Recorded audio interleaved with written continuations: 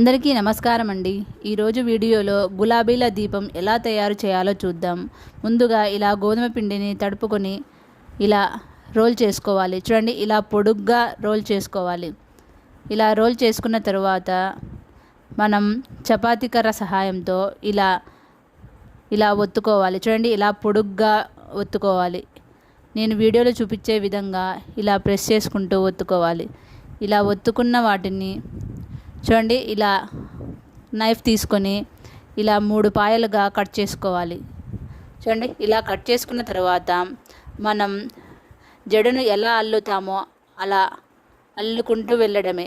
చూడండి, చాలా ఈజీగా తయారు చేసుకోవచ్చు. ఇలా అల్లుకున్న తర్వాత ఇలా పైనుంచి ఇలా రోల్ చేసుకుంటూ రావాలి. ఇలా రోల్ చేసుకున్న తర్వాత మిడిల్లో నైఫ్తో ఇలా కట్ చేసుకుంటే గులాబీల దీపం రెడీ అవుతుంది. చూడండి, ఇలా ఒక పెన్ను తీసుకొని మధ్యలో ఒక హోల్ అయితే పెట్టుకోవాలి. ఇలా పెట్టుకున్న హోల్లో మనం దీపాన్ని పెట్టుకొని వెలిగించుకుంటే మనకు గులాబీల దీపం రెడీ అవుతుంది. చూడండి, అమ్మవారికి గులాబీలు అంటే చాలా ఇష్టం కదా. అలాగే ఇలా గులాబీల దీపం కూడా మీరు తయారు చేసి అమ్మవారికి సమర్పించవచ్చు. చూడండి, ఎంత బాగా చక్కగా రెడీ అయిపోయిందో. మీరు కూడా ఒకసారి ట్రై చేసి ఈ గులాబీల దీపం ఎలా వచ్చిందో ఒకసారి కామెంట్ చేయండి. Thanks for watching.